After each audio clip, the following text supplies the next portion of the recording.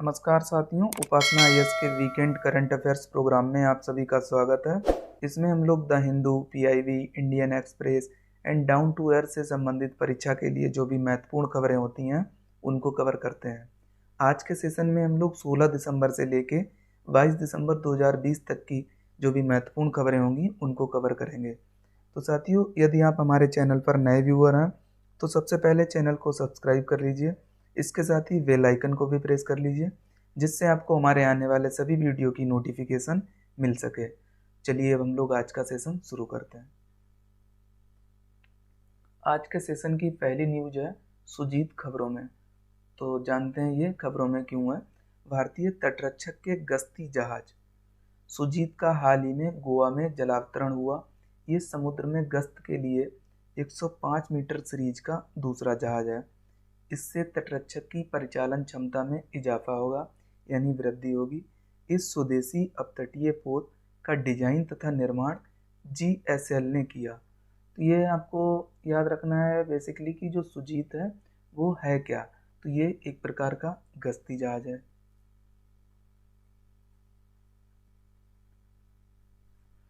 दूसरा आपको इसमें याद रखना है परीक्षा के लिए कि यह स्वदेशी है, यानी इसे किसी भी अन्य देश की सहायता से निर्मित नहीं किया गया। तीसरी बात आपको याद रखनी है इसमें जो महत्वपूर्ण है, ये 105 मीटर सीरीज का दूसरा जहाज है, यानी सेकंड शिप। तो ये कुछ बातें थी आपको याद रखनी है। अब हम लोग अगले न्यूज पर आते हैं। अगली न्यूज है जिला खनिज फाउंडेशन ट्रस्ट डीएमएफटी, यानी डिस्ट्रिक्ट मिनरल फाउंडेशन ट्रस्ट खबरों में। तो हम लोग जानते हैं ये खबरों में क्यों है। धनबाद यानी झारखंड ने वर्ष 2017 से 2020 यानी 3 वर्षों के लिए जिला खनिज फाउंडेशन ट्रस्ट यानी डीएमएफटी के फंड के उपयोग के ऑडिट और प्रभावी मूल्यांकन का आदेश दिया है, जिसको लेकर ये न्यूज में था। अब हम लोग इससे जुड़े जो मुख्य बिंदु हैं उनको देखते हैं। पहला, खान और खनिज संशोधन अधिनियम 2015 के मुताबिक खनन गतिविधियों से प्रभावित भारत के प्रत्येक जिले में राज्य सरकार अधिसूचना के माध्यम से जिला खनिज फाउंडेशन के नाम से गैर लाभकारी निकाय के रूप में एक ट्रस्ट की स्थापना करेगी, यानी डीएमएफटी की। दूसरा बिंदु इसमें, इस जिला खनिज फाउंडेशन ट्रस्ट का प्राथमिक उद्देश्य खनन प्रभावित क्षेत्रों के समुदायों, व्यक्तियों का लाभ सुनिश्चित करना है, जो कि इस तथ्य से प्रेरित है कि खनन प्रभावित क्षेत्रों के स्थानीय लोग, जिनमें अधिकतर आदिवासी गरीब हैं, को भी प्राकृतिक संसाधनों से लाभान्वित होने का अधिकार है। तो ये जिला खनिज फाउंडेशन ट्रस्ट से संबंधित कुछ मुख्य बिंदु थे, आपको याद रखने हैं। अब हम लोग इससे जुड़ी एक स्कीम है उसको भी देख लेते हैं। तो इससे जुड़ी हुई जो स्कीम है जिसका नाम है प्रधानमंत्री खनन क्षेत्र कल्याण योजना, जिसकी शॉर्ट फॉर्म है PMKKY। अब हम लोग इससे जुड़े जो मुख्य बिंदु हैं उनको जानते हैं। पहला, केंद्र सरकार ने खनन से सीधे या परोक्ष रूप से, यहाँ पे आपको याद रखना है परोक्ष का मतलब होता है अप्रत्यक्ष रूप से प्रभावित क्षेत्रों में रहने वाले लोगों के जीवन में बदलाव हेतु प्रधानमंत्री खनिज क्षेत्र कल्याण योजना का 17 सितंबर 2015 को शुभारंभ किया। तो ये डेट आपको याद रखनी है। दूसरा बिंदु है इसमें, इसका नोडल मंत्रालय खनन मंत्रालय है, यानी मिनिस्ट्री ऑफ माइंस, ये भी आपको याद रखना है। तीसरा, इसका उद्देश्य खनन प्रभावित क्षेत्रों में विभिन्न विकासात्मक और कल्याणकारी परियोजनाओं कार्यक्रमों को लागू करना, जो राज्य और केंद्र सरकार की मौजूदा परियोजनाओं कार्यक्रमों के पूरक के तौर पर कार्य करें। तीसरा बिंदु है इसमें, यानी ये चौथा है, तीसरा तो हो गया, कम से कम 60% फंड का उपयोग उच्च प्राथमिकता वाले क्षेत्रों जैसे पेयजल आपूर्ति, पर्यावरण संरक्षण, प्रदूषण नियंत्रण उपाय, स्वास्थ्य देखभाल, शिक्षा आदि के लिए किया जाएगा। पांचवा, शेष फंड का उपयोग अन्य प्राथमिकता वाले क्षेत्रों जैसे कि अवसंरचना, सिंचाई, ऊर्जा तथा वाटरशेड विकास और पर्यावरण गुणवत्ता में सुधार करने संबंधी उपायों के लिए किया जाएगा। तो ये प्रधानमंत्री खनन क्षेत्र कल्याण योजना से संबंधित कुछ मुख्य पॉइंट थे, वो आपको याद रखने हैं। अब हम लोग अगली न्यूज पर आते हैं। अगली न्यूज है, ये भी महत्वपूर्ण है, जलीय कृषकों के लिए बहुभाषी कॉल सेंटर खबरों में। तो आप हम लोग इससे जुड़े जो मेन पॉइंट्स हैं उनको जानते हैं। पहला, समुद्री उत्पाद निर्यात विकास प्राधिकरण यानी एम्पेडा ने हाल ही में आंध्र प्रदेश के विजयवाड़ा में जलीय कृषकों के लिए एक बहुभाषी कॉल सेंटर शुरू किया है, जो कि इस क्षेत्र से संबंधित तकनीकी मुद्दों को संबोधित करेगा और इसके माध्यम से जलीय कृषकों को 24 घंटे यानी 24 आवर्स डोमेन विशेषज्ञों द्वारा कुशल खेती के तरीकों के बारे में ज्ञान प्रदान किया जाएगा। दूसरा पॉइंट है जो एम्पेडा के बारे में। ये वाणिज्य विभाग के तहत एक सांविधिक निकाय है यानी स्टैट्यूटरी बॉडी, जिसकी स्थापना वर्ष 1972 में की गई थी। ये समुद्री उत्पाद उद्योग के विकास के लिए उत्तरदायी है। तो ये आपको याद रखना है, समुद्री उत्पाद निर्यात विकास प्राधिकरण से संबंधित ये पॉइंट है, यानी एम्पेडा से संबंधित।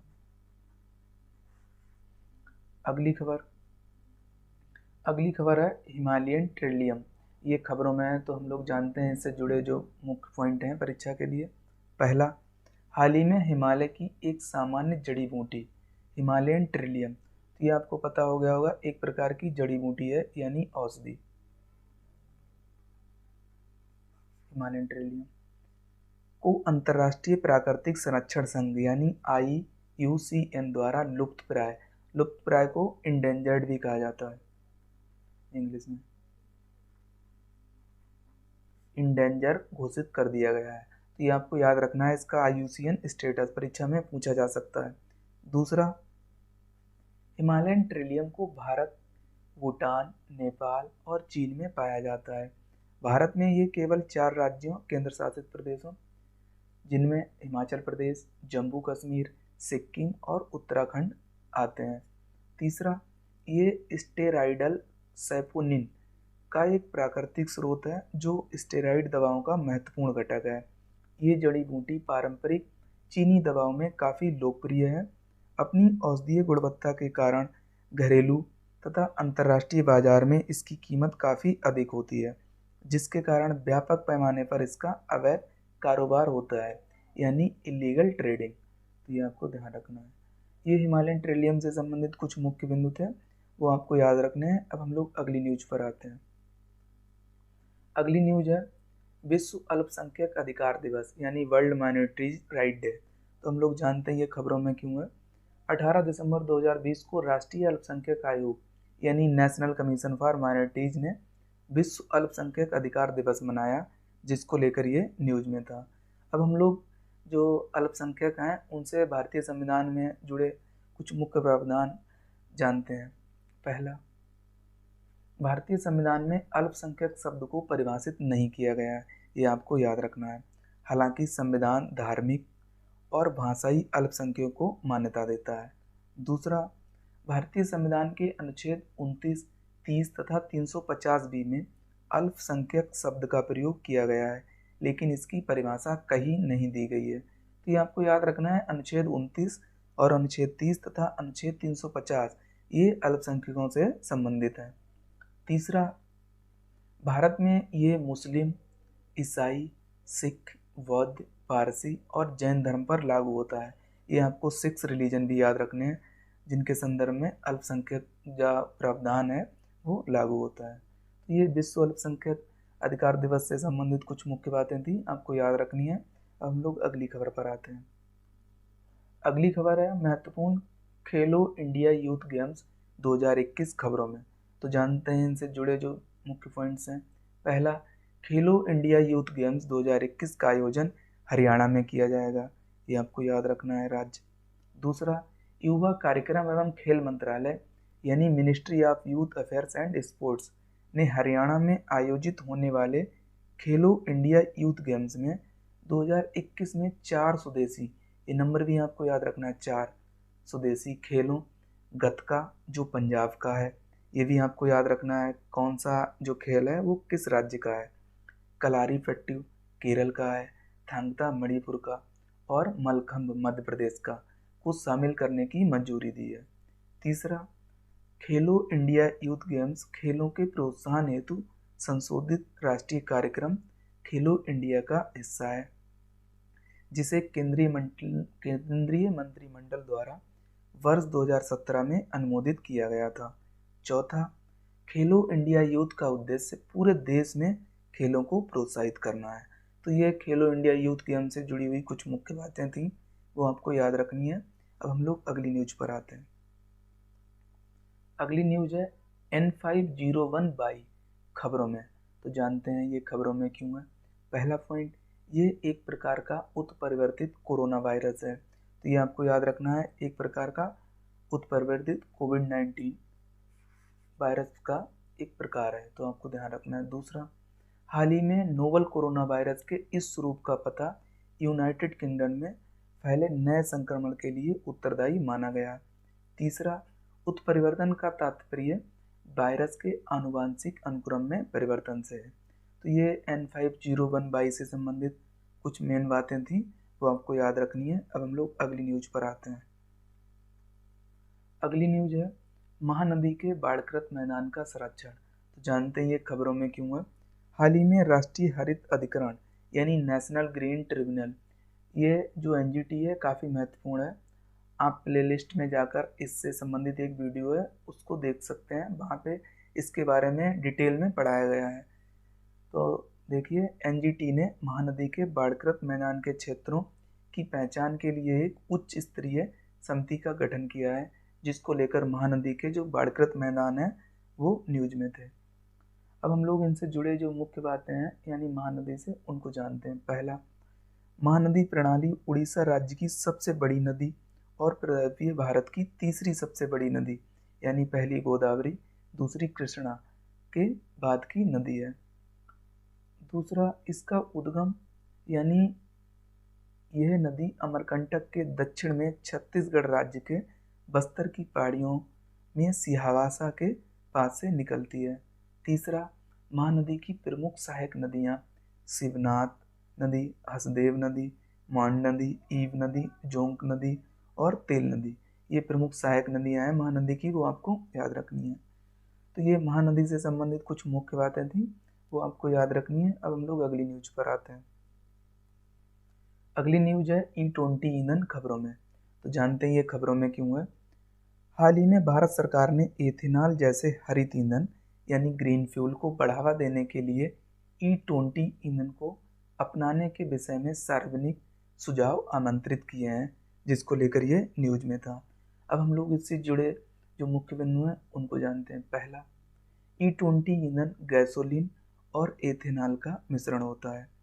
दूसरा, इससे कार्बन डाइऑक्साइड, हाइड्रोकार्बन आदि के उत्सर्जन को कम करने में मदद मिलेगी।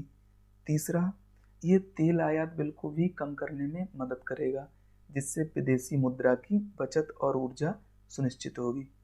चौथा, हरित ईंधन यानी ग्रीन फ्यूल को जैव ईंधन यानी बायोफ्यूल के रूप में भी जाना जाता है, जो पौधों और जानवरों के द्रव्य से प्राप्त एक प्रकार का स्वच्छ यानी डिस्टिल्ड फ्यूल है।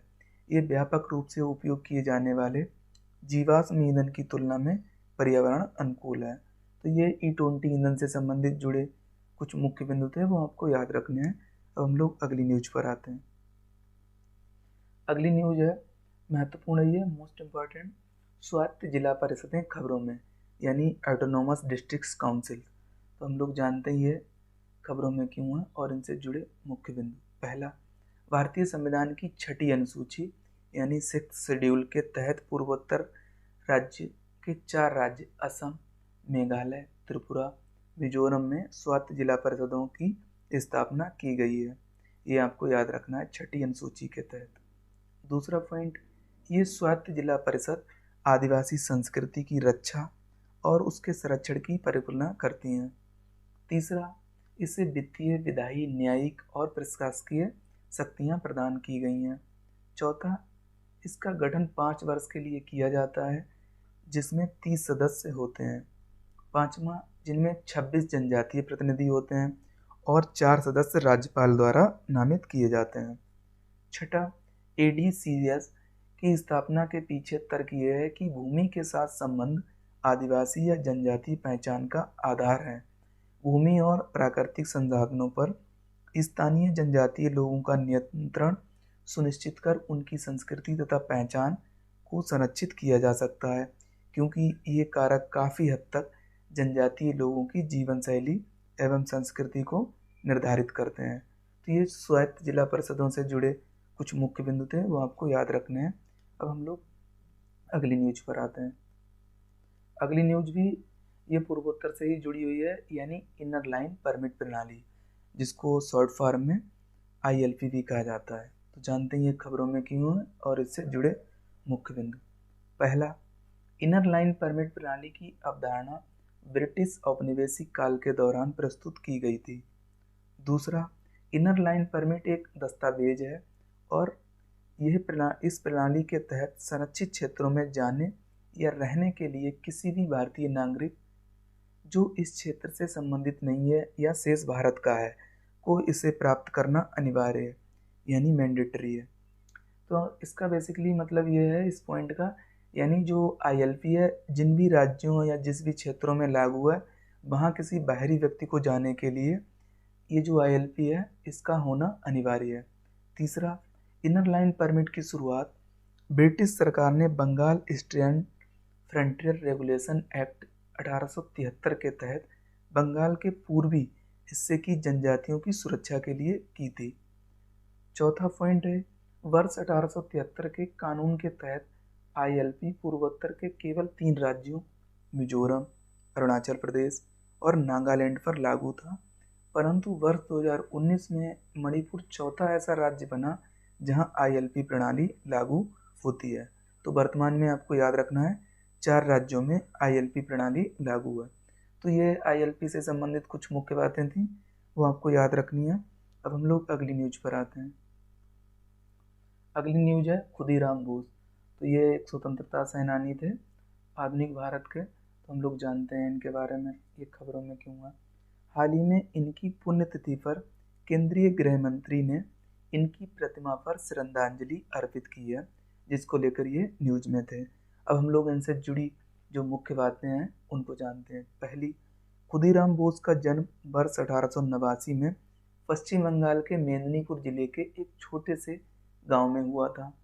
दूसरे, श्री अरविंदो और भागिनी निवेदिता के व्याख्यानों या भाषणों से प्रेरित होकर खुदीराम बोस अपनी किशोरावस्था के शुरुआती वर्षों में ही क्रांतिकारी गतिविधियों में शामिल हो गए थे।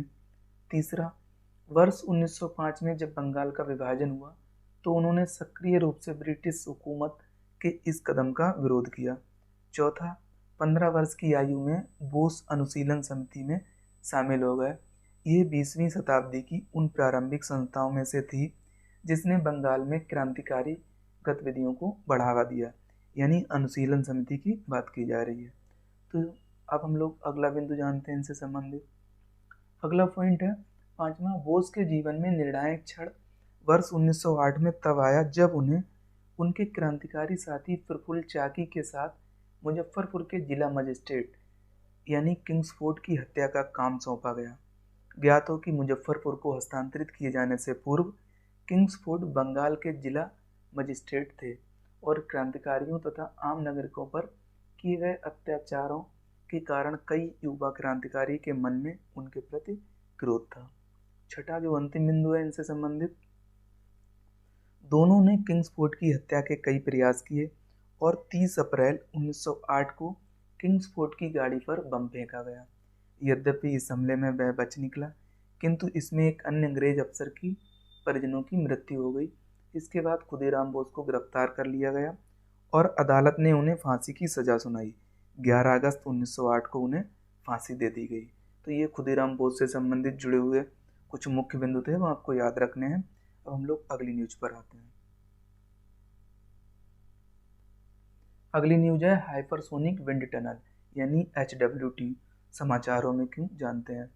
हाल ही में रक्षा मंत्री ने हैदराबाद में हाइपरसोनिक विंड टनल परीक्षण सुविधा का उद्घाटन किया, जिसको लेकर ये न्यूज में थी।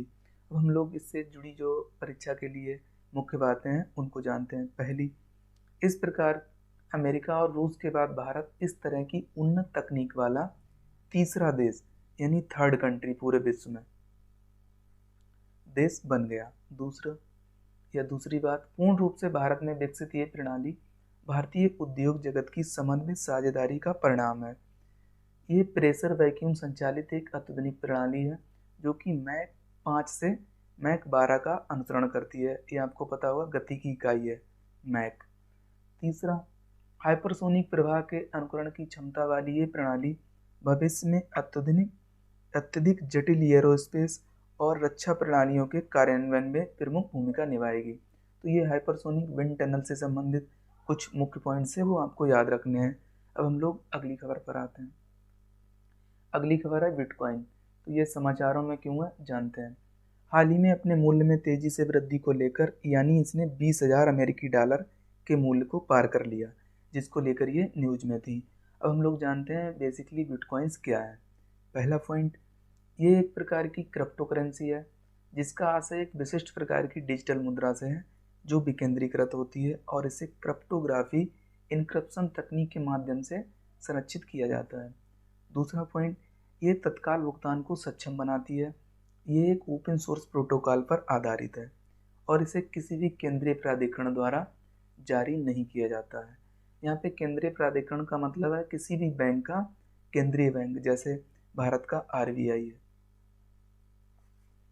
तीसरा पॉइंट, इसे गुप्त मुद्रा का नाम भी दिया गया है। चौथा, बिटकॉइन, एथेरियम और रिपल आदि क्रिप्टो करेंसी के कुछ प्रमुख उदाहरण हैं।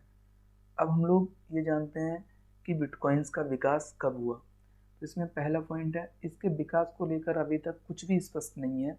कई लोग मानते हैं कि वर्ष 2008 के वित्तीय संकट के बाद क्रेग राइट समूह के सतोशी नाकामोतो नामक व्यक्ति द्वारा बिटकॉइन के रूप में पहली क्रिप्टो करेंसी विकसित की गई थी।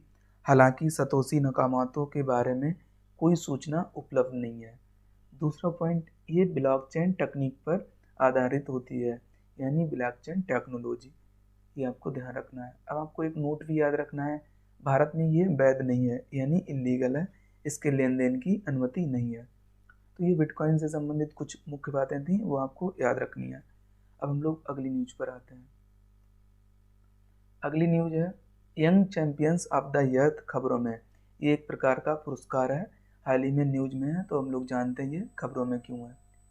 यूनेप यानी यूनाइटेड नेशन एनवायरनमेंट प्रोग्राम द्वारा घोषित प्रतिष्ठित young champions of the earth पुरस्कार के 7 विजेताओं में एक 29 वर्षीय भारतीय उद्यमी विद्युत मोहन भी शामिल हैं। इन्हें टेकाचार के लिए ये पुरस्कार दिया गया, जिसको लेकर ये आपके लिए महत्वपूर्ण हो जाता है क्योंकि इसमें भारत के विद्युत मोहन शामिल हैं। अब हम लोग इससे जुड़े जो मुख्य पॉइंट्स हैं उनको जानते हैं। पहला, ये पुरस्कार नए विचारों और नमूनेसी कदमों के माध्यम से पर्यावरण से जुड़ी चुनौतियों के समाधान की दिशा में काम करने वालों को दिया जाता है। तो ये आपको पता चल गया हो, ये बेसिकली इन्वायरमेंट से जुड़ा पुरस्कार है। दूसरा, young champions of the earth की शुरुआत वर्ष 2017 में की गई थी। इसका उद्देश्य 18 से 30 वर्ष की आयु के ऐसे व्यक्तियों को प्रोत्साहित करना है जिनमें सकारात्मक पर्यावरणीय प्रभाव पैदा करने की क्षमता है। तो ये कुछ मुख्य पॉइंट से young champions of the year से वो आपको याद रखने हैं। अब इसमें एक शब्द आया था टेकाचार, जिसके लिए विद्युत मोहन को पुरस्कार दिया गया है। हम लोग इसको जान लेते हैं। तो टेकाचार क्या है, इसके संबंध में पहला पॉइंट, टेकाचार एक सामाजिक उद्यम है, यानी सोशल एंटरप्रेन्योर, जिसकी स्थापना 2018 में विद्युत मोहन द्वारा की गई थी, जिन्हें हाल ही में ये पुरस्कार दिया गया है। दूसरा, ये उद्यम किसानों को अपनी फसल का अपशिष्ट ना जलाने के लिए प्रेरित करता है और इन अपशिष्टों का इस्तेमाल से उन्हें अतिरिक्त आमदनी के उपाय बताता है। तीसरा, ये जलवायु परिवर्तन, जैव विविधता यानी बायोडायवर्सिटी ह्रास या हानि और प्रदूषण के त्रिस्तरीय संकट का एक सार्थक और तत्काल समाधान है। चौथा, टेकाचार में किसानों से चावल की भूसी, पुआल, नारियल के छिलके खरीदकर उन्हें चारकोल में परिवर्तित किया जाता है। तो ये आपको ध्यान रखना है, एक प्रकार का अपशिष्ट से कुछ नई चीज़ें बनाने की तकनीक है टेकाचार। तो ये टेकाचार से संबंधित कुछ मुख्य पॉइंट थे, वो आपको याद रखने हैं। अब हम लोग अगली खबर का रुख करते हैं। अगली खबर है, ये भी मोस्ट इम्पॉर्टेंट है, मानव विकास सूचकांक यानी ह्यूमन डेवलपमेंट इंडेक्स 2020। तो जानते हैं ये खबरों में क्यों है। हाल ही में जारी किए गए इस सूचकांक में भारत 131वें स्थान पर है, जबकि पिछले वर्ष भारत इस सूचकांक में 129वें स्थान पर था। तो ये रैंकिंग आपको याद रखनी है, ये 2020 की है और ये 2019 की। अब हम लोग इससे जुड़ी जो मुख्य बातें हैं या मुख्य पॉइंट्स उनको जानते हैं। पहला, इस सूचकांक को प्रतिवर्ष संयुक्त राष्ट्र विकास कार्यक्रम यानी यूएनडीपी द्वारा जारी किया जाता है। दूसरा, वर्ष 2020 की इस रिपोर्ट में 189 देशों को शामिल किया गया, ये नंबर आपको याद रखना है। तीसरा, नॉर्वे सूचकांक में शीर्ष पर यानी प्रथम स्थान पर, फर्स्ट पोजीशन। इसके बाद आयरलैंड, स्विट्जरलैंड, हांगकांग और आइसलैंड का स्थान है। अगला चौथा पॉइंट, इसमें बहुत उच्च मानव विकास के साथ एशियाई देशों के मध्य शीर्ष स्थान का प्रतिनिधित्व करते हुए सिंगापुर 11वें, सऊदी अरब 40वें और मलेशिया 62वें स्थान पर थे। पांचवा जो अंतिम बिंदु है, शीर्ष देशों में से श्रीलंका 72वें, थाईलैंड 79वें, चीन 85वें, इंडोनेशिया और फिलीपींस दोनों 107वें तथा वियतनाम 170वें उच्च मानव विकास वाले देशों की श्रेणी में थे। तो ये आपको मानव विकास सूचकांक 2020 से संबंधित कुछ मुख्य पॉइंट थे, वो याद रखने हैं। अब हम लोग ये जानते हैं कि मानव विकास सूचकांक बेसिकली क्या है। तो इसमें पहला पॉइंट है, ये सूचकांक इस बात पर जोर देता है कि किसी देश के विकास का आकलन करने के लिए वहाँ के लोगों तथा उनकी क्षमताओं को अंतिम मानदंड माना जाना चाहिए, न कि केवल आर्थिक विकास को। दूसरा, एचडीआई का विकास पाकिस्तानी अर्थशास्त्री, आपको याद रखना है, पाकिस्तानी अर्थशास्त्री महबूब उल हक द्वारा किया गया था। तीसरा, मानव विकास 3 बुनियादी आयामों पर आधारित है। पहला, लंबा और स्वस्थ जीवन, और दूसरा ज्ञान तक पहुंच, और तीसरा यानी सी जीने का एक सभ्य मानक। तो ये मानव विकास सूचकांक से संबंधित कुछ मुख्य बातें थी, वो आपको याद रखनी है। अब हम लोग जो यूएनडीपी था जो इसे जारी करता है इस सूचकांक को, उसके बारे में जानते हैं। तो सबसे पहले हम लोग जानते हैं इसकी स्थापना कब हुई। तो इसकी स्थापना 1965 में हुई थी, ये आपको ध्यान रखना है। दूसरा, यूएनडीपी संयुक्त राष्ट्र के वैश्विक विकास का एक नेटवर्क है। तीसरा, इसका मुख्यालय न्यूयॉर्क यानी USA, United state of America में है। चौथा, यूएनडीपी गरीबी उन्मूलन, असमानता को कम करने लगभग 70 देशों में कार्य करता है। पांचवा, इसके अलावा देश के विकास को बढ़ावा देने के लिए नीतियों, नेतृत्व कौशल, साझेदारी क्षमताओं तथा संस्थागत क्षमताओं को विकसित करने और लचीलापन बनाने में मदद करता है। तो ये यूएनडीपी से संबंधित कुछ मुख्य बातें थी, वो आपको याद रखनी है, परीक्षा के लिए ये संगठन महत्वपूर्ण है। अब हम लोग अगली खबर पर आते हैं। अगली खबर है न्यू डेवलपमेंट बैंक खबरों में यानी एनडीबी। तो जानते हैं ये खबरों में क्यों है। हाल ही में भारत सरकार ने ग्रामीण विकास और बुनियादी ढांचे को बढ़ावा देने के लिए एनडीबी के साथ 1 बिलियन अमेरिकी डॉलर, ये राशि आपको याद रखनी है, के ऋण समझौते पर हस्ताक्षर किए हैं, जिसको लेकर एनडीबी समाचारों में थी। अब हम लोग इससे यानी इस ऋण से जुड़ी जो मुख्य बातें हैं उनको जानते हैं। पहली, इस ऋण की अवधि 30 वर्ष है, जिसमें 5 वर्ष की छूट भी शामिल है, यानी सरकार इसे 35 वर्ष तक चुका सकती है। दूसरी बात, ये ऋण विशेष रूप से उन प्रवासी श्रमिकों की मदद करने में सहायक होगा जो महामारी के कारण यानी कोविड-19 के चलते शहरी क्षेत्रों से अपने गांव या अपने मूल स्थान लौट गए हैं और अपनी आजीविका खो चुके हैं। तीसरा, इसके साथ ही इस ऋण का पैसा प्राकृतिक संसाधन प्रबंधन से संबंधित ग्रामीण बुनियादी ढांचे को मजबूत करने और मनरेगा के तहत ग्रामीण रोजगार सृजन में खर्च होगा। तो ये ऋण से जुड़ी कुछ मुख्य बातें थी, वो आपको याद रखनी है। अब हम लोग एनडीबी के बारे में भी जान लेते हैं, क्योंकि ये भी परीक्षा के लिए महत्वपूर्ण है। तो एनडीबी के बारे में पहला पॉइंट है, नंबर 1, ये ब्रिक्स देशों द्वारा संचालित एक बहुपक्षीय विकास बैंक है। ब्रिक्स का आपको पता होगा, ये 5 देशों का एक समूह है। बी से ब्राज़ील, आर से रसिया यानी रूस, और आई से इंडिया यानी भारत, और सी से चाइना यानी चीन, और एस से साउथ अफ्रीका यानी दक्षिण अफ्रीका। ये आपको ध्यान रखना है। दूसरा, वर्ष 2013 में दक्षिण अफ्रीका के डरबन में आयोजित ब्रिक्स शिखर सम्मेलन में न्यू डेवलपमेंट यानी एनडीबी बैंक की स्थापना पर सहमति व्यक्त की गई थी, तथा वर्ष 2014 में ब्राज़ील के फोर्टलेजा में छठे ब्रिक्स शिखर सम्मेलन में इसकी स्थापना की गई। दूसरा पॉइंट, ये तीसरा पॉइंट है, एनडीबी की प्रारंभिक अधिकृत पूंजी $100 बिलियन थी।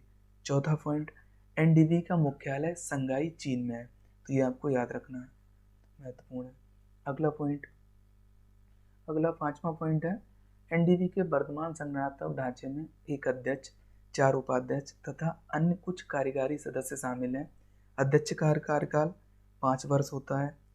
छठा पॉइंट इससे संबंधित, एनडीबी में प्रत्येक भागीदार देश को वर्तमान में समान मताधिकार प्राप्त है तथा किसी भी देश के पास वीटो पावर नहीं है, यानी जो 5 देश हैं उनको इक्वल वोटिंग राइट का अधिकार मिला है और ना ही किसी को वीटो पावर है। सातवां जो अंतिम पॉइंट है, इसे ब्रिक्स बैंक के नाम से भी जाना जाता है। तो ये एनडीबी से संबंधित जुड़ी कुछ बातें थी, वो आपको याद रखनी है। अब हम लोग अगली न्यूज पर आते हैं। अगली न्यूज है गोवा मुक्ति दिवस। तो जानते हैं ये खबरों में क्यों है। हाल ही में यानी 19 दिसंबर को गोवा मुक्ति दिवस मनाया गया, जिसको लेकर ये न्यूज में था। अब हम लोग गोवा मुक्ति दिवस से जुड़े जो कुछ मुख्य बातें हैं, ये क्यों मनाया जाता है, तो उसके बारे में जानते हैं। पहला पॉइंट, आज़ादी के बाद भी गोवा पुर्तगाली शासन के अधीन था, यानी आपको पता होगा भारत 15 अगस्त 1947 को आज़ाद हो गया था, लेकिन उसके बाद भी जो पुर्तगाली थे उनका गोवा पर शासन बना रहा। भारत सरकार ने गोवा छोड़ने के लिए पुर्तगालियों से कूटनीतिक वार्ता की, लेकिन इसके बाद भी वे गोवा छोड़ने को तैयार नहीं हुए। दूसरा पॉइंट, जिसके बाद सरकार ने सैन्य हस्तक्षेप का फैसला लिया और 18 दिसंबर 1961 को भारतीय नौसेना, वायुसेना एवं थल सेना द्वारा गोवा में सैन्य अभियान ऑपरेशन विजय का संचालन किया गया तथा 19 दिसंबर 1961 को गोवा को पुर्तगालियों के चंगुल से मुक्त करा लिया गया, जिसे चिन्हित करने के लिए यह दिवस प्रत्येक वर्ष मनाया जाता है। तो ये आपको गोवा मुक्ति दिवस से जुड़ी कुछ मुख्य बातें थी, वो याद रखनी है। अब हम लोग अगली न्यूज पर आते हैं। अगली न्यूज है CMS-01 सैटेलाइट खबरों में। तो जानते हैं इससे जुड़ी जो मुख्य बातें हैं। पहली, हाल ही में भारतीय अंतरिक्ष अनुसंधान संगठन यानी ISRO, Indian space research organisation ने भारत के 42वें संचार उपग्रह यानी कम्युनिकेशन सैटेलाइट CMS-01 को सफलतापूर्वक लॉन्च किया है। दूसरा पॉइंट, इसका वजन 1425 किलोग्राम है तथा इसे PSLV C50 द्वारा लॉन्च किया गया। तीसरा, ये उपग्रह विस्तारित सी बैंड के लिए अपनी सेवाएं प्रदान करेगा तथा इसके कवरेज क्षेत्र में अंडमान निकोबार और लक्षद्वीप समेत संपूर्ण भारत शामिल होगा। चौथा, ये उपग्रह GSAT तथा INSAT श्रृंखला के बाद भारत के संचार उपग्रह की एक नई श्रृंखला CMS, इसको आपको पता होगा कम्युनिकेशन सैटेलाइट का पहला उपग्रह होगा। ये नया उपग्रह अंतरिक्ष में GSAT-12 का स्थान लेगा। तो ये आपको CMS-01 सैटेलाइट से जुड़ी कुछ मुख्य बातें थी, वो याद रखनी है। अब हम लोग अगली न्यूज का रुख करते हैं। अगली न्यूज है योगासन खबरों में। तो जानते हैं ये खबरों में क्यों है। हाल ही में युवा कार्यक्रम एवं खेल मंत्रालय ने योगा आसन को प्रतिस्पर्धी खेल के रूप में औपचारिक तौर पर मान्यता दे दी है, जिसको लेकर ये न्यूज में था। अब हम लोग इससे जुड़े जो मुख्य बिंदु हैं उनको जान लेते हैं। पहला, अब इसे सरकारी सहायता मिल सकेगी।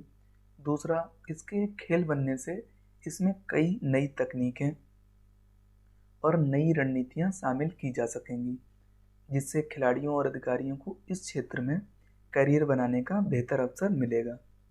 तीसरा, योगा आसन को खेल के रूप में मान्यता मिलने से इसमें प्रतिस्पर्धा पैदा होगी, जिससे दुनिया भर के लोगों में योग के प्रति रुचि बढ़ेगी। तो ये योग से संबंधित कुछ मुख्य बातें थी, वो आपको याद रखनी है। अगली न्यूज है संसद के सत्र यानी पार्लियामेंट सेशन खबरों में। तो जानते हैं ये खबरों में क्यों है। कोविड-19 मामलों में वृद्धि की आशंका के चलते सरकार द्वारा संसद के शीतकालीन सत्र को रद्द करने का फैसला लिया गया है, जिसको लेकर ये संसद के सत्र खबरों में थे। अब हम लोग इनसे जुड़े जो मुख्य पॉइंट्स हैं उनको जानते हैं। पहला, भारत में कोई निश्चित संसदीय कैलेंडर नहीं है, संसद के एक वर्ष में 3 सत्र होते हैं, जिसमें पहला बजट सत्र, दूसरा मानसून सत्र और तीसरा शीतकालीन सत्र, जिनमें बजट सत्र सबसे लंबा होता है। दूसरा पॉइंट, संसद के सत्र के संबंध में संविधान के अनुच्छेद 85 में प्रावधान किया गया है। तीसरा, संसद के सत्रावसान की कार्रवाई, यहाँ पे ये सांसद है, संसद है बेसिकली, सत्रावसान की कार्रवाई राष्ट्रपति द्वारा की जाती है। तो ये आपको याद रखने हैं संसद के सत्र से संबंधित कुछ मुख्य पॉइंट। अब हम लोग अगले न्यूज पर आते हैं। अगली न्यूज है, ये अगली खबर, बायो बबल शब्द चर्चा में। तो जानते हैं ये न्यूज में क्यों है। कोविड-19 के चलते खेलों को आयोजित ना कर पाने के कारण ये शब्द न्यूज में है।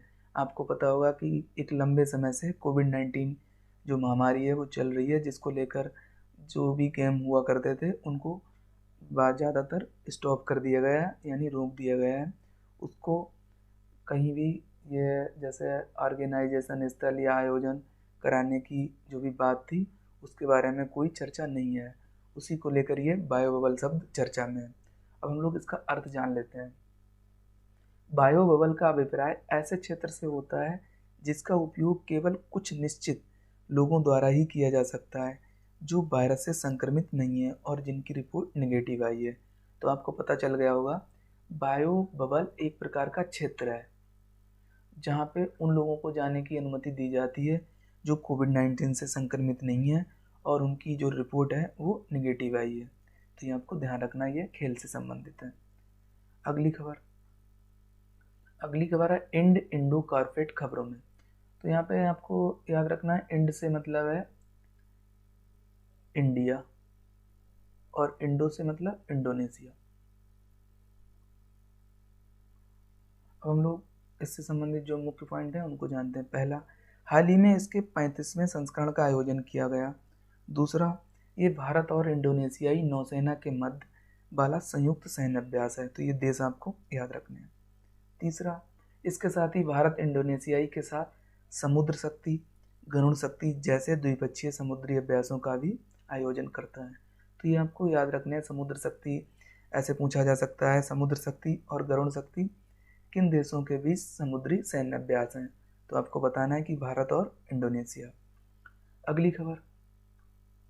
अगली खबर है हिमालय के लिए क्षेत्रीय जलवायु केंद्र यानी रीजनल क्लाइमेट सेंटर खबरों में। तो जानते हैं इससे संबंधित मुख्य पॉइंट। पहला, भारत हिमालयाई पर्वत क्षेत्र के लिए क्षेत्रीय जलवायु केंद्र स्थापित करने पर विचार कर रहा है, जिसको लेकर ये न्यूज में था। दूसरा पॉइंट, ये क्षेत्र जलवायु केंद्र हिमालयी क्षेत्रों में रहने वाले लोगों, विशेष तौर पर किसानों और जनजातियों के लिए मौसम से संबंधित सेवाएं प्रदान करेगा। तीसरा, हिमालय के आकार और जलवायु, आपदा प्रबंधन, पारिस्थितिकी तंत्र तथा कई अन्य गतिविधियों में इसकी महत्वपूर्ण भूमिका के चलते इसे विश्व का तीसरा ध्रुव कहा जाता है, यानी हिमालय को। ये आपको ध्यान रखना है। ऐसे ऑप्शन में आपसे पूछा जा सकता है कि विश्व का तीसरा ध्रुव है अंटार्कटिका, आर्कटिका या और भी कोई भी आपको दे रखता है, और हिमालय। तो आपको हिमालय सही ऑप्शन टिक करना है। अगली न्यूज है पराबैंगनी प्रकाश उत्सर्जक डायोड यानी अल्ट्रावायलेट लाइट एमिटिंग डायोड खबरों में। तो जानते हैं ये खबरों में क्यों है। इजराइल के तेल अवीव विश्वविद्यालय के शोधकर्ताओं ने अपने एक शोध में दावा किया है कोरोना वायरस को यूवी एलईडी यानी अल्ट्रावायलेट लाइट एमिटिंग डायोड का प्रयोग करके ख़त्म किया जा सकता है, जिसको लेकर ये जो यूवी एलईडीज हैं वो खबरों में है। तो इसमें आपको ये याद रखना है कि ऐसी स्टडी किसने की है। तो ये आपको याद रखना है इजराइल के वैज्ञानिकों ने, और इसका क्या यूज है, कोरोना वायरस को समाप्त करना। अब हम लोग अगली न्यूज पर आते हैं। अगली न्यूज है चिलाहाटी हल्दीबाड़ी रेल लाइन खबरों में। ये महत्वपूर्ण है, तो इससे जुड़ी जो मुख्य बातें हैं उनको जानते हैं। पहली, भारत बांग्लादेश वर्चुअल समिट के दौरान प्रधानमंत्री नरेंद्र मोदी और बांग्लादेश की प्रधानमंत्री शेख हसीना ने संयुक्त रूप से भारत बांग्लादेश के बीच चिलाहाटी हल्दीबाड़ी रेल लिंक का उद्घाटन किया है। तो ये आपको याद रखना है किन देशों के बीच है, भारत और बांग्लादेश। बांग्लादेश से जाएगा इंडिया। दूसरा, हल्दीबाड़ी पश्चिम बंगाल से चिल्हाटी बांग्लादेश तक की ये रेलवे लाइन अब दोनों देशों के बीच आगमन को आसान बनाने, आपसी संपर्क और लोगों के बीच संबंधों को बढ़ावा देने के लिए पुनः चालू की जा रही है। यहाँ पे पुनः शब्द इसलिए यूज हुआ है कि ये जो रेल लाइन थी वो 1965 तक लगातार चल रही थी, लेकिन पाकिस्तान युद्ध के बाद, भारत पाकिस्तान युद्ध के बाद इसे रोक दिया गया था और 55 वर्ष बाद इसे पुनः शुरू किया गया, जिसको लेकर ये खबरों में है। तो आपको चिल्हाटी हल्दीबाड़ी रेल लाइन से संबंधित ये कुछ मुख्य पॉइंट्स हैं, वो याद रखने हैं। अब हम लोग अगली न्यूज पर आते हैं। अगली न्यूज है एकल कृषि खबरों में। तो जानते हैं ये खबरों में क्यों है। हाल ही में किसान आंदोलन को लेकर ये चर्चा का विषय बन गई है। आपको पता होगा दिल्ली में किसान आंदोलन चल रहा है, जिसको लेकर ये न्यूज में है। अब हम लोग ये जानते हैं कि बेसिकली एकल कृषि क्या है और ये चर्चा में क्यों है। ये कृषि एक विशेष पद्धति है जो कि एक विशिष्ट भूमि अथवा खेत पर एक ही समय में केवल एक ही प्रकार की फसल उगाने के विचार पर आधारित है। हालांकि ये ध्यान रखना महत्वपूर्ण है कि एकल कृषि पद्धति केवल फसलों पर ही लागू नहीं होती, बल्कि इसमें एक ही समय में विशिष्ट भूमि अथवा खेत पर केवल एक ही प्रजाति के जानवरों के प्रजनन की पद्धति भी शामिल है। तो ये आपको अंदाज लग गया होगा कि एकल कृषि का जो नुकसान है वो बेसिकली ये है, अगर लगातार हम किसी भी ज़मीन पर एक ही फसल को करते रहते हैं तो उसकी उर्वरा शक्ति जो है, यानी फर्टिलाइजिंग पावर, वो नष्ट हो जाती है। तो इसलिए न्यूज में है। और आपको पता होगा कि पंजाब में बेसिकली जैसे चावल या गेहूं की खेती की जाती है, जिससे वहाँ की जो ज़मीन है या वहाँ की ज़मीन की शक्ति है उसकी उर्वरा शक्ति कम हो गई है, इसलिए न्यूज में थी। अब हम लोग जानते हैं कि एकल कृषि के क्या क्या नुकसान हैं। पहला, एक ही भूमि अथवा खेत में वर्ष दर वर्ष एक ही प्रकार की फसल उगाने से कीट और रोगों के हमलों की संभावना बढ़ जाती है। वहीं फसल और आनुवंशिक विविधता जितनी अधिक होती है, कीटों और रोगों के लिए फसल का नुकसान पहुंचाना उतना ही मुश्किल होता है। दूसरा, गेहूं एवं धान के पौधे अन्य फसलों जैसे दाल एवं फलीदार फसलें के समान नाइट्रोजन स्थिरीकरण की प्रक्रिया में सक्षम नहीं होते, अतः फसल विविधता के बिना निरंतर गेहूं एवं धान की खेती करने से मिट्टी में पोषक तत्वों की कमी हो जाती है, जिससे किसानों को रासायनिक उर्वरकों और कीटनाशकों पर निर्भर रहना पड़ता है। इससे किसानों पर वित्तीय बोझ बढ़ जाता है। ये थर्ड पॉइंट है। तो आपको पता होगा कि जब ज़्यादा केमिकल फर्टिलाइजर्स यूज होंगे या पेस्टिसाइड, तो उसमें इनपुट लागत तो बढ़ी जाएगी खेती में। तो जब इनपुट लागत बढ़ेगी तो जो फार्मर्स हैं उन पर फाइनेंशियल जो बोझ है वो बढ़ जाएगा। तो ये एकल कृषि से संबंधित कुछ मुख्य बातें थी, वो आपको ध्यान रखनी है। अब हम लोग अगली न्यूज पर आते हैं। अगली न्यूज है, ये भी महत्वपूर्ण है। काटसा यानी countering America's adversaries through section act, ये खबरों में क्यों है जानते हैं। हाल ही में अमेरिका ने तुर्की पर रूस से S-400 मिसाइल प्रणाली यानी S-400 मिसाइल सिस्टम की खरीद के लिए प्रतिबंध लगाए हैं, जिसको लेकर ये जो कानून है अमेरिका का चर्चा में था। अब हम लोग इससे जुड़े जो मुख्य बातें हैं उनको जानते हैं। पहली, इन प्रतिबंधों के लिए अमेरिका ने अपनी सुरक्षा का हवाला दिया है। दूसरी, ये कदम भारत के लिए विशेष महत्व रखता है क्योंकि भारत भी रूस से S-400 मिसाइल सिस्टम खरीदने की योजना बना रहा है। तो ये आपको कुछ मुख्य बातें थी, वो याद रखनी है। अब हम लोग जो काटसा है अमेरिका कानून, उसको भी जानते हैं, ये क्या है।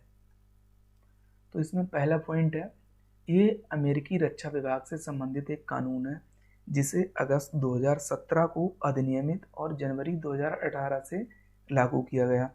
इसका उद्देश्य दंडनीय उपायों के माध्यम से ईरान, रूस और उत्तर कोरिया की आक्रामकता का सामना करना है। दूसरा, कुछ विशेषज्ञ मानते हैं कि ये अधिनियम प्राथमिक रूप से रूसी हितों जैसे कि तेल और गैस उद्योग, रक्षा क्षेत्र एवं वित्तीय संस्थानों पर प्रतिबंध लगाने से संबंधित है।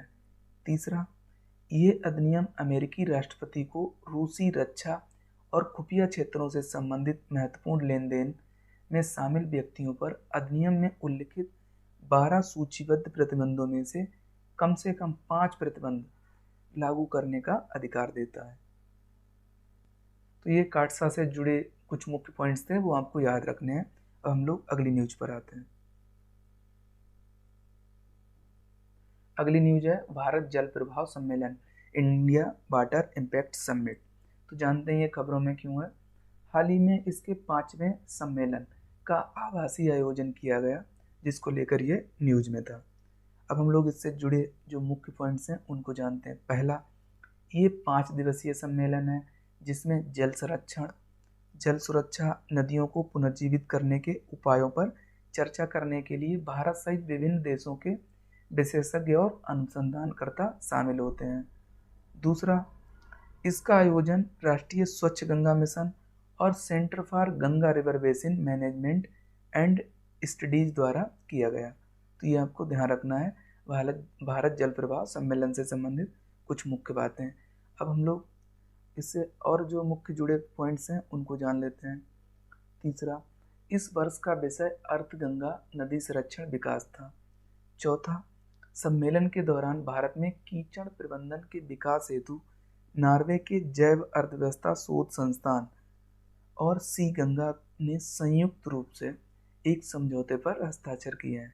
तो ये इंडिया वाटर इम्पैक्ट समिट से संबंधित कुछ मुख्य बातें थीं, वो आपको याद रखनी है। अब हम लोग अगली न्यूज पर आते हैं। अगली न्यूज है हिमालयन सीरो खबरों में। तो जानते हैं ये न्यूज में क्यों है। हाल ही में स्पीति हिमाचल प्रदेश में पहली बार हिमालयन सीरो को देखा गया, जिसको लेकर ये न्यूज में था। अब हम लोग इससे जुड़ी जो मुख्य बातें या पॉइंट्स हैं उनको जानते हैं। पहला, सीरो की कई प्रजातियां हैं और ये सभी एशिया में पाई जाती हैं, यानी किसी दूसरे कॉन्टिनेंट में नहीं। दूसरा, हिमालयन सीरो शाकाहारी होते हैं। तीसरा, इसका IUCN स्टेटस वल्नरेबल है, यानी सुवैध, ये भी आपको ध्यान रखना है। चौथा, ये साइट्स परसिस्ट वन में तथा वन्यजीव संरक्षण अधिनियम 1972 की अनुसूची वन में सूचीबद्ध है। तो ये हिमालयन सीरो से जुड़े हुए कुछ मुख्य बिंदु थे, वो आपको याद रखने हैं। अब हम लोग अगली न्यूज पर आते हैं। अगली न्यूज है विजय दिवस। तो जानते हैं ये खबरों में क्यों है और इससे जुड़े मुख्य पॉइंट्स। पहला, वर्ष 2020 में विजय दिवस के 50 वर्ष पूरे हो गए हैं और सरकार इस अवसर को मनाने के लिए स्वर्णिम विजय वर्ष कार्यक्रम का आयोजन कर रही है, जिसको लेकर ये विजय दिवस न्यूज में था। दूसरा, वर्ष 1971 के युद्ध में पाकिस्तान पर भारत की विजय की स्मृति में प्रतिवर्ष 16 दिसंबर को विजय दिवस मनाया जाता है।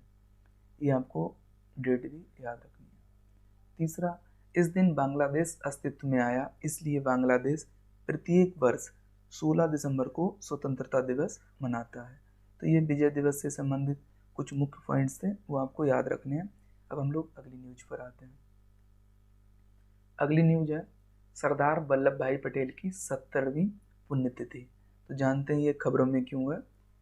15 दिसंबर 2020 को प्रधानमंत्री श्री नरेंद्र मोदी ने उनकी 70वीं पुण्यतिथि पर उन्हें श्रद्धांजलि अर्पित की, जिसको लेकर ये इनकी पुण्यतिथि न्यूज में थी। अब हम लोग सरदार पटेल से संबंधित जो कुछ मुख्य पॉइंट्स हैं परीक्षा के लिए, उनको भी जान लेते हैं। पहला, इनका जन्म 31 अक्टूबर 1875 को गुजरात में हुआ था। दूसरा, 1928 के बारदोली आंदोलन में उन्होंने नेतृत्व किया, जिसके बाद उन्हें सरदार की उपाधि प्रदान की गई। तीसरा, स्वतंत्रता प्राप्ति के समय सरदार पटेल को तत्कालीन 562 रियासतों को स्वतंत्र भारत में शामिल करने का महत्वपूर्ण कार्य किया था। चौथा पॉइंट, रियासतों के एकीकरण के कारण उन्हें भारत का लौह पुरुष और भारत के बिस्मार्क जैसे नामों से जाना जाता है। पांचवा, उन्हें वर्ष 1991 में मरणोपरांत भारत रत्न से सम्मानित किया गया। छठा, 15 दिसंबर 1950 को बॉम्बे में उनका निधन हो गया, यानी जन्म इनका गुजरात में हुआ और निधन बॉम्बे में। सातवां, सरदार पटेल के नाम से गुजरात में स्टैच्यू ऑफ यूनिटी स्मारक बनाया गया। ये काफ़ी न्यूज में था, आप इसके बारे में अच्छे से पढ़ भी लीजिएगा। तो ये सरदार पटेल से जुड़े कुछ मुख्य पॉइंट्स थे, वो आपको याद रखने हैं। अब हम लोग अगली न्यूज पर आते हैं। अगली न्यूज है डाक पे, ये न्यूज में है। तो जानते हैं ये समाचारों में क्यों है और क्या है। पहला पॉइंट इसमें, ये एक नया डिजिटल भुगतान ऐप है, जैसे भीम ऐप है, जैसे भीम ऐप हो गया, फ़ोन पे हो गया, गूगल पे हो गया, उन्हीं के जैसा। दूसरा, आपको इसमें जो याद रखना है, डाक विभाग और इंडिया पोस्ट पेमेंट बैंक ने एक वर्चुअल कार्यक्रम के माध्यम से इसकी लॉन्चिंग की है। यहाँ पे आपको इंडिया जो पोस्ट पेमेंट बैंक है इसके बारे में कुछ बातें याद रखनी है। इसकी शुरुआत 2018 में की गई और ये पूर्णतः सरकार के स्वामित्व वाला पेमेंट बैंक है, सरकारी स्वामित्व वाला। ये 2 पॉइंट आपको याद रखने हैं। तो डाक पे से संबंधित ये जो 2 पॉइंट्स हैं आपको वो याद रखने हैं। हम लोग अगली न्यूज पर आते हैं। अगली न्यूज है विजन 2035। तो सबसे पहले हम लोग विजन 2035 के बारे में जानते हैं, ये खबरों में क्यों है और बेसिकली क्या है। हाल ही में नीति आयोग ने विजन 2035 भारत में जन स्वास्थ्य निगरानी नाम से एक श्वेत पत्र जारी किया है, जिसका उद्देश्य भारत में जन स्वास्थ्य की निगरानी बढ़ाने के लिए एक विजन दस्तावेज प्रस्तुत करना और भारत को इस क्षेत्र में यानी स्वास्थ्य क्षेत्र में अग्रणी स्थान प्राप्त करने में मदद करना है। तो आपको पता चल गया होगा कि विजन 2035 जो है ये नीति आयोग द्वारा जारी किया गया। नीति आयोग की फुल फॉर्म आपको पता होगा, national institute for transforming India. और ये किससे जुड़ा है? स्वास्थ्य से। ये 2 बातें आपको याद रखनी है। तो ये विजन 2035 से संबंधित कुछ मुख्य बातें थी, वो आपको ध्यान रखनी है। अब हम लोग अगली न्यूज पर आते हैं। अगली न्यूज है ग्रीहा यानी green rating for integrated habitat assessment, जिसको हिंदी में एकीकृत आवास मूल्यांकन के लिए ग्रीन रेटिंग के नाम से भी जाना जाता है। तो सबसे पहले हम लोग जानते हैं ये खबरों में क्यों है। हाल ही में इसके 12वें शिखर सम्मेलन का वर्चुअल आयोजन किया गया, जिसको लेकर ये न्यूज में था। अब हम लोग जानते हैं इससे जुड़े मुख्य पॉइंट। पहला, इस वर्ष की थीम कायाकल्प करने वाली लचीली आदतें और इंग्लिश में रिजुवेंटिंग रिजिलिएंट हैबिटेट्स थी, तो ये आपको ध्यान रखनी है थीम। दूसरा, इसका उद्देश्य नवीन प्रौद्योगिकियों और समाधानों पर विचार विमर्श करने के लिए एक मंच के रूप में कार्य करना है। इस प्रकार ये पूरे समुदाय के लाभ हेतु स्थायी एवं अनुकूल समाधान विकसित करने के लिए एक मजबूत तंत्र के निर्माण में मदद करेगा। तीसरा, इस दौरान उपराष्ट्रपति ने इस आयोजन के दौरान इस दौरान शाश्वत नामक पत्रिका और 30 स्टोरीज बियॉन्ड बिल्डिंग्स नामक पुस्तक का विमोचन किया। तो ये आपको इससे जुड़े जो कुछ मुख्य पॉइंट्स थे वो याद रखने हैं। अब हम लोग जो ग्रीहा है इसको भी जान लेते हैं। बेसिकली ये क्या है, यानी एकीकृत आवास मूल्यांकन के लिए रेटिंग, जिसको ग्रीहा भी आप कहते हैं। तो सबसे पहला पॉइंट इसमें, ये किसी भी संपूर्ण भवन निर्माण के लिए भारत की राष्ट्रीय रेटिंग प्रणाली है। दूसरा, इसकी परिकल्पना ऊर्जा और संसाधन संस्थान यानी the energy and resource institute TERI की द्वारा की गई थी तथा इसे नवीन एवं नवीकरणीय ऊर्जा मंत्रालय के साथ संयुक्त रूप से विकसित किया गया था। तीसरा, इसका उद्देश्य ग्रीन बिल्डिंग्स के लिए डिजाइन तैयार करने तथा इमारतों के ग्रीननेस का मूल्यांकन करने में मदद करना है। चौथा, इसे भारत द्वारा UNFCCC यानी United nation framework on convention climate change में प्रस्तुत राष्ट्रीय स्तर पर निर्धारित स्वैच्छिक योगदान यानी INDC में भारत की स्वयं की ग्रीन बिल्डिंग रेटिंग प्रणाली के रूप में मान्यता प्रदान की गई है। तो ये आपको ग्रीहा से संबंधित कुछ मुख्य पॉइंट्स थे वो याद रखने हैं। अब हम लोग अगली न्यूज पर आते हैं। अगली न्यूज है तुल्यता तंत्र खबरों में यानी इक्विवेलेंस मैकेनिज्म खबरों में क्यों है। तो जानते हैं ये क्या है और खबरों में क्यों है। पहला पॉइंट, इसे विकास तंत्र यानी एवोल्यूशन मैकेनिज्म के नाम से भी जाना जाता है, तो ये आपको याद रखना है। दूसरा, ये तंत्र यूरोपीय संघ द्वारा ब्रिटेन को पर्यावरणीय नियम या श्रमिक अधिकार जैसे क्षेत्रों में अपने मानकों को कम करने से रोकता है। तो ये आपको पता चल गया होगा, ये एक प्रकार का जो तंत्र है वो जो यूरोपीय संघ द्वारा ब्रिटेन को पर्यावरणीय नियम या श्रमिक अधिकारों जैसे क्षेत्रों में अपने मानकों को कम करने के लिए या कम करने से रोकता है। ये तुल्यता तंत्र से संबंधित कुछ पॉइंट्स थे वो आपको ध्यान रखने हैं। अब हम लोग परीक्षा संबंधी जो कुछ मुख्य तथ्य हैं यानी वन लाइनर के रूप में उनको भी जान लेते हैं, ये भी परीक्षा के लिए महत्वपूर्ण है। तो पहला तथ्य है, महाराष्ट्र सरकार पुणे में बालेवाड़ी स्थित शिव छत्रा शिव छत्रपति खेल परिसर में राज्य के प्रथम विश्व स्तरीय अंतर्राष्ट्रीय खेल विश्वविद्यालय की स्थापना करेगी। दूसरा, हाल ही में भारतीय अंतरिक्ष अनुसंधान संगठन इसरो द्वारा देश की स्पेस सिचुएशनल अवेयरनेस यानी SSA गतिविधियों के लिए बेंगलुरु में समर्पित नियंत्रण तंत्र स्थापित किया गया। तो ये आपको याद रखना है, कहाँ स्थापित किया गया है? बेंगलुरु के कर्नाटक में, जिसका उद्देश्य भारतीय अंतरिक्ष संपदा की निगरानी, ट्रैकिंग और सुरक्षा करना है। तीसरा, ब्रिटेन के प्रधानमंत्री बोरिस जॉनसन अगले वर्ष यानी 2021 में 26 जनवरी को गणतंत्र दिवस परेड में मुख्य अतिथि होंगे। चौथा, हिंद महासागर क्षेत्र यानी इंडियन ओशन रीजन के लिए सूचना संयंत्र केंद्र हिंद महासागर क्षेत्र यानी IFCOR को गुरुग्राम में यानी हरियाणा में नौसेना के सूचना प्रबंधन एवं विश्लेषण केंद्र यानी IMAC में स्थापित किया गया है, जिसे भारतीय नौसेना और भारतीय तटरक्षक बल द्वारा संयुक्त रूप से शासित किया जाता है। अगला पांचवा तथ्य है अंतर्राष्ट्रीय मानव एकजुटता दिवस यानी इंटरनेशनल ह्यूमन सॉलिडेरिटी डे किस दिन मनाया जाता है? तो 20 दिसंबर को, ये आपको ध्यान रखना है। छठा, अमेरिकी स्पेस फोर्स ने हाल ही में अपने जवानों को नया नाम क्या दिया है? तो ये गार्जियंस, ये आपको याद रखना है।